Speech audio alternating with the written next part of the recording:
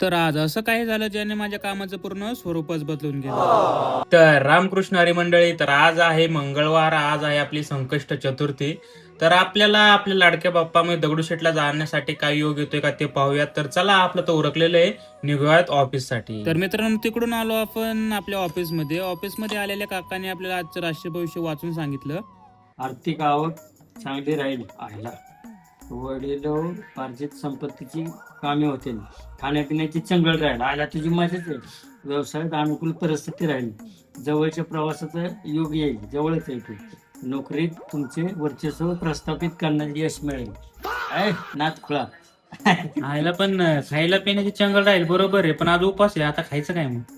हाय ना, हे केळ खा. त्याच्यानंतर निघालो फायर ब्रिगेडला. तर जाताना मित्रांनो पाहू शकता पूर्ण रोडला अख्खे आंबे दिसत आहेत. आंब्याचा सीझन असल्यामुळे आंब्याच्या पेट्या दिसत आहेत. पुन्हा फायर ब्रिगेडला आल्यानंतर फायर ब्रिगेडची कामं वगैरे उरकली आणि पुन्हा आलो ऑफिसला. तर ऑफिसमध्ये पण काही कामे बाकी होती, तर ती कामे पण उरकली. तर मित्रांनो, आज अंगारक संकष्ट चतुर्थी असल्यामुळे आपण आपल्या बाप्पांचा उपास केला होता. तर आजचा उपास आपल्याला घडला पण, आणि आपली जी काही कामे शिल्लक राहिली होती ती पूर्ण कामे आजच्याला मार्गी लागली.